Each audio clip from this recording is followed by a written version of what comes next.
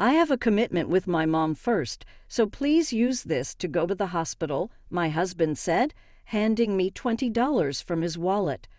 Caught off guard by the unexpected turn of events, I could only stare blankly as my husband drove away in the car. Incredibly, he had left his wife, me, in Lobar, prioritizing picking up his own mother for her lessons. Even though his mother had constantly belittled me in the past, I put up with it for the sake of our unborn child. But now I understand. Someone who neglects their child like this doesn't deserve to be a parent. Despite the increasing pain, I decided to face childbirth alone. My name is Catherine. I married my husband, Bob, who is 3 years older than me, right after graduating from college. We were leading a reasonably happy married life. Bob had been a senior in my college club. He apparently fell for me at first sight when I joined as a freshman. Looking back, I blush thinking about how passionately he pursued me. When you're young, just the fact that someone is older can make them seem so cool. I reciprocated Bob's advances, and we dated smoothly until my graduation. Even after getting married, Bob was head over heels in love with me, so I was never concerned about him cheating. He'd always leave work on time, head straight home, and eat the dinner I prepared while it was still hot. I heard he bragged about it at work, saying how happy he was, so I figured no woman would approach a man who was so obviously devoted. However, Bob, from the time I met him, was always kind to women, and there were a few who would get close. Still, Bob was dedicated to loving me, so my eyes never wandered elsewhere. But there's a reason I described our seemingly smooth relationship as reasonably happy. That reason was my mother-in-law. I thought the age-old mother-in-law and daughter-in-law issues were things of the past, but the moment she saw me, she frowned and said, "What's up with that hair of yours? Looks like you dumped ink all over it. I bet you dyed it last night in a rush, didn't you? Trying to look pure and innocent. It's embarrassing. Can you leave my son here and just go back home? Honestly, if you knew you were meeting us, you should have taken care of your hair well in advance." When I first visited my in-laws before the wedding, she said this to me, and I was terrified and mortified. As she pointed out, I realized my hair color was too bright the day before, and with Bob's help, I had dyed it black. Embarrassed and frustrated by being seen through like this, I was downcast for a while. I admit my mistake in etiquette, but I wish she had said it a bit more kindly. Being separated from Bob because of my hair color and virtually being kicked out of my in-laws' home on my first visit, Bob called me later and said, "I think Mom was just nervous and came off a bit harsh. She really does like you. Don't worry, she's on board with our marriage and wants you to visit again." At that moment, I was pretty irritated by Bob's nonchalant tone. She insulted me in front of him. He didn't stop her, and now he seemed to be defending her. There's no doubt in my mind that her request for me to visit wasn't genuine. Was she going to force us to live with her after we got married and constantly berate me? However, when I finally took the step to marry Bob, my mother-in-law made no such suggestion. I was relieved, but it was short-lived as she started frequently calling Bob to her home. He's finally done with college out of state and got a job back home, and then he gets married all of a sudden. I've been so lonely. Why don't you let Catherine have a break and come stay with me for about a week? When I saw such emails addressed to Bob, I was taken aback. Showing me the message, Bob asked, "What should we do?" Instead of letting him answer, I called my mother-in-law and said, "I really appreciate your concern, but we still have unpacking and paperwork to do. I think it'll be a while before he can take a break. I'm sorry." In response, she nagged, "You can do the unpacking yourself. Don't always rely on my son." I simply nodded and ended the call. She was pretending to care about me, but she just wanted her beloved son by her side. Was there no consideration for a newlywed couple? While I was irritated by my inconsiderate mother-in-law, I was also upset with Bob, who just went along without resisting. My husband says that his mother has always been like this, After she separated from my father-in-law, her overprotectiveness became even more intense. When my husband decided to go to college, she cried and tried to stop him. He somehow convinced her and went on to study, but apparently they used to communicate via email or phone calls almost every night. He always trusted his mother, who raised him as a single mom, so I've heard they've always had a great relationship. It's admirable that he's devoted to his mother, but they're both adults, so there should be some appropriate boundaries. That being said, this has been their norm, and I understand that it's not right to judge another family's dynamics. If it weren't for this, my husband is great with housework and is sincere at his job. I even tried to be understanding for a while. However, it didn't take long for me to question their closeness. One weekend, my usually late-sleeping husband woke up earlier than I did and started preparing to go out. I asked, "Did you have plans to go somewhere today?" To which he replied, "I'm going shopping with Mom." "Catherine, you can keep sleeping." That was totally unexpected. Apparently, she wanted to buy some clothes and wanted his opinion, so she asked him to accompany her. This made me upset again, but I tried to keep calm and said, "Today's our day off together after a long time. Why don't we do something?" But he shook his head, saying, "I'd like to, but I promised Mom first, and she seems to be waiting for me outside." To that I was taken aback and rushed to the entrance in my pajamas. Looking through the window, I saw my mother-in-law's bright red car parked outside. Noticing my gaze, she stepped out of the car, smiling slyly, and said, "Bob, you're taking too long." "Oh, Catherine, still sleeping at this hour, even though you're a stay-at-home wife." "That's pretty lazy of you. Should I get you an alarm clock as a gift?" With her lips as red as her car, she laughed out loud, then lovingly took my husband's hand and led him to the passenger seat. I was dumbstruck, watching their intimate interaction, and could only watch as they drove away cheerfully. After this incident, I started noticing changes in my husband. He almost stopped doing household chores, which he used to do regularly, and began visiting his parents' house almost every weekend. His attitude towards me changed and became more demanding. "You're too lazy, Catherine. Whenever I'm off, you just sleep in. Do you think you're fulfilling your duties as a housewife? You even stopped wearing makeup. Just because you're married doesn't mean you should get sloppy. Even Mom's concerned about you. Maybe you should visit your parents sometimes." I don't know what my mother-in-law says about me, but my husband surely is taking advantage of that. He never complained about my naps or makeup when we were dating. But as my husband suggests, maybe my mother-in-law is genuinely concerned about my behavior. But considering how my mother-in-law treats my husband like her boyfriend, I can't help but think that she's just trying to annoy me. I hoped things would change once we had a child. Not long after I started having doubts about my husband, I found out I was pregnant. My husband was ecstatic, his eyes shining with joy, and he held my hand, saying we would face this together. However, my mother-in-law's harassment only intensified. She would call my husband for trivial things like shopping, going to the doctor, or cleaning her house, leaving me pregnant all by myself. I tried explaining to my husband that her actions had a malicious intent towards me, but it backfired. Suddenly furious, he said, "Every time we meet, Mom talks about you, saying you should go to your parents or take some time for yourself. Getting mad like this will affect our baby. Just accept Mom's care and concern." From then on, he often left me alone. As days went by, my morning sickness got worse, and I expressed my desire for him to be with me as much as possible. However, he replied, "What can I do even if I'm with you?" Mom also wanted to be alone when she was pregnant and didn't even want to see Dad. Feeling physically and mentally drained, I decided to face this battle on my own.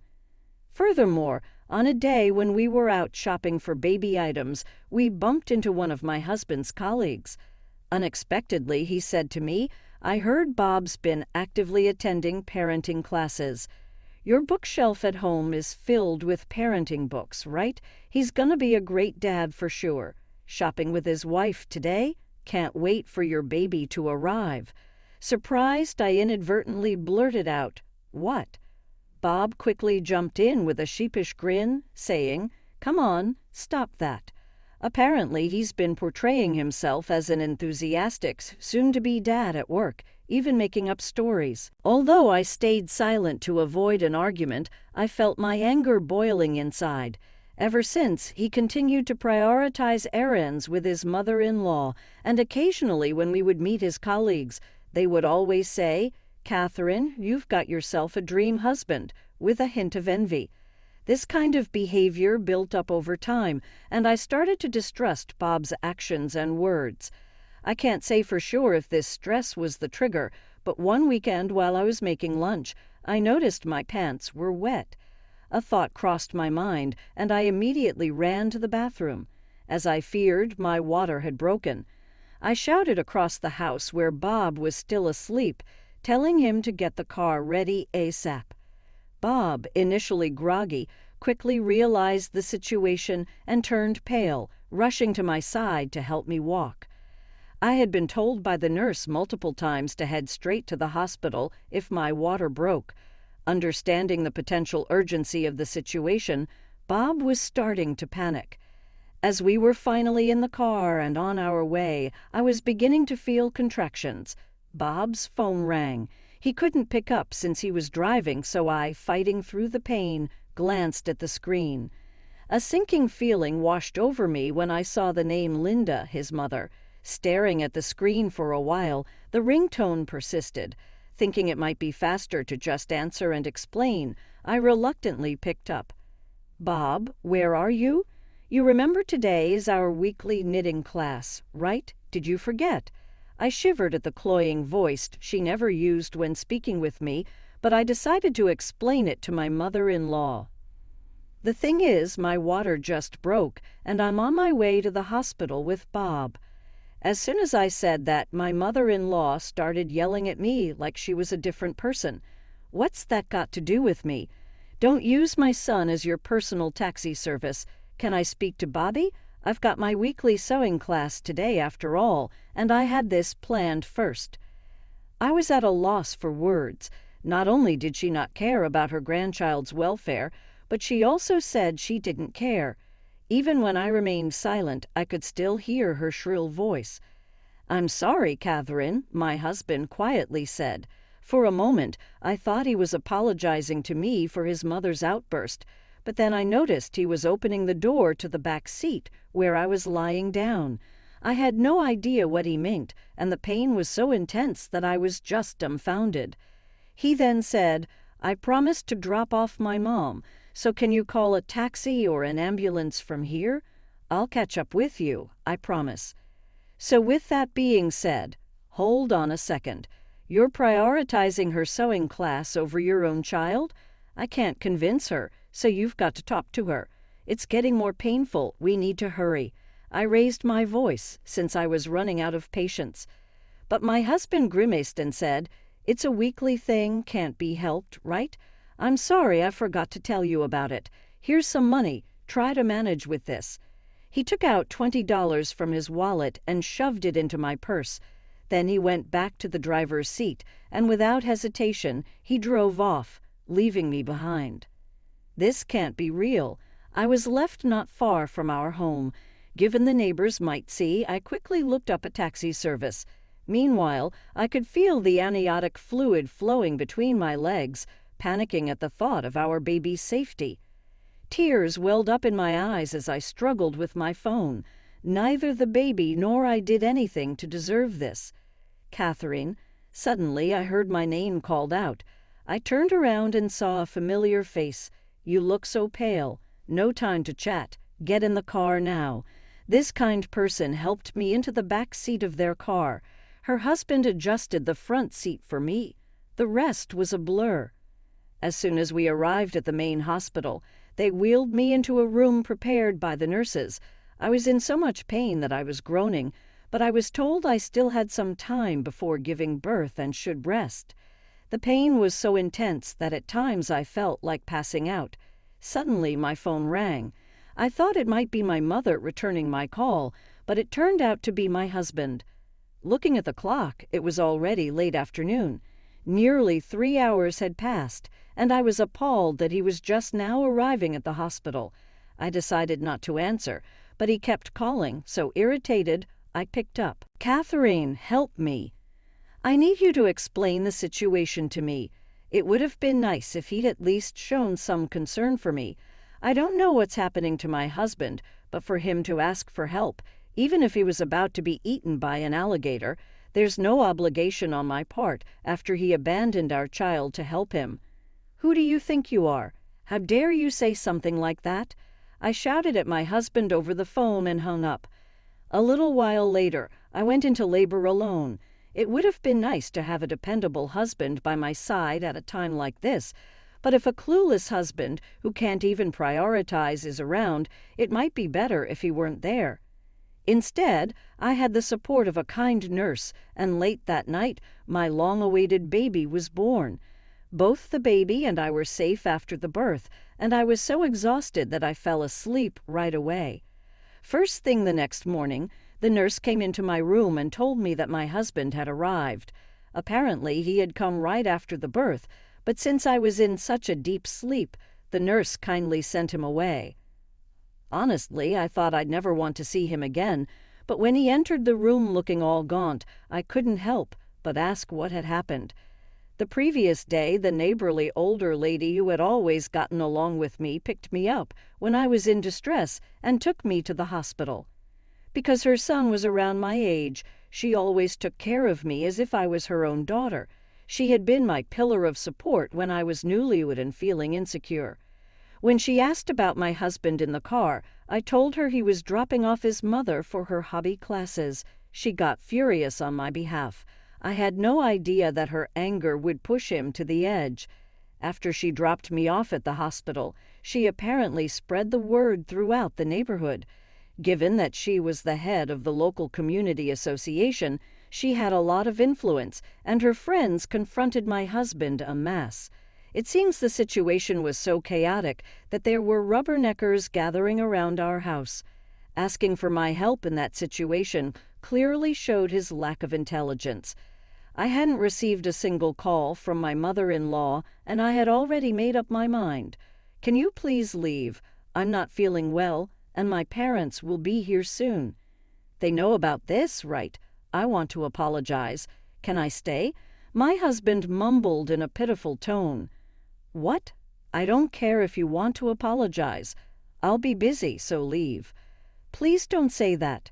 By the way, where's our baby? Let me see him once, and then I'll leave." "Just go. There are other expecting mothers here, so get out." Even after my cold response, he stayed, so I ignored him, turned my back, and pulled the covers over myself. "Hey, I'm sorry. Can you at least call my mom? I want to send her a picture of the baby. Should I call a nurse?" My husband reached out and shook me. I couldn't stand it anymore and was about to push him away when... "What are you doing? Don't touch her." My parents had just entered the room. My mom rushed to my side, pushing my husband away. "How dare you shake a woman who's just given birth? And after what you did, how dare you show your face here? I'm so disappointed in you. Get out now." I had never seen my mom so furious. My husband was intimidated and finally left the room. My dad followed him out, and I'm sure he gave him a good scolding. I refused to see my husband during my hospital stay. After I was discharged, I took the baby and went to my parents' house. Afraid that he might do something, I brought up the idea of divorce over the phone. From now on, I'll be proceeding with the divorce through a lawyer and just informed him about the claim for damages. I completely ignored any objections from him. By the way, the damages I'm referring to are the scratches and bruises I got when he forcefully pulled me out of the car. He tried to make some excuses, but I told him I have testimony from the neighborhood lady and her husband, along with photos of the injuries from that day. He then kept silent. My lawyer mentioned that since this was gross misconduct towards a pregnant woman, the compensation might be substantial. While I was busy taking care of the baby, my mother-in-law, Susan, once stormed into my family home. The rumors spread by Catherine didn't die down easily, and the looks from the neighbors were chilly. Apparently, she was blaming all of this on me for not respecting their family. However, my intimidating father handled everything. With both mother and son driven away by my dad, I sometimes thought maybe we should have done this from the start. But my dad said the head of a family doesn't just easily step into the limelight, trying to sound all cool about it. Once I got the hang of parenting, I invited the neighborhood lady to my home and introduced her to my parents. She quickly became friends with my mom since they were of the same age, and they decided to keep in touch. The neighborhood lady shared a story she heard from a friend who works part-time at my ex-husband's company. This friend, like her, enjoys gossip and seems to have blabbed about the ex's story to others at some point. The tale spread like wildfire and got exaggerated along the way, and his reputation took a huge hit. Given that he had been posing as a devoted new dad and husband, the backlash was severe. He ended up being looked down upon by bosses and coworkers, leading him to quit his job. Approaching 30, jobless and without any professional certifications, he seemed to be living modestly, relying on his mother's retirement funds and savings, becoming somewhat of a recluse due to the community's judgment. A few years later, I got a call from him, whom I had almost forgotten about. "Hey, where are you? I'm outside your family home right now." His rude greeting prompted me to respond in kind. "I've moved. What do you want?" "You moved. Living it up with the compensation money I gave you, huh? Must be nice. Come back right now. Let's start over. Mom wants to see you too." "Your ramblings make no sense. Why would I go back to you? Are you still going on about Mom after all this time? Don't call me again. I don't want to hear it."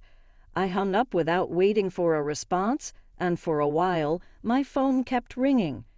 When I finally managed to block his calls, he began flooding me with texts begging for reconciliation. I read them just to be sure, but they were filled with nonsense like, "Don't you think it's sad for a child not to have a father? And even though you owe so much to Mom, not letting her see the child is utterly disrespectful." I deleted all of them and changed my email address. Though this whole incident was a nightmare, it allowed me to proceed with the divorce advantageously and take appropriate action against him. If a family member is going to be such trash, it's better for my child that they're not in our lives. I find comfort in this thought as I enjoy parenting supported by my parents, who have now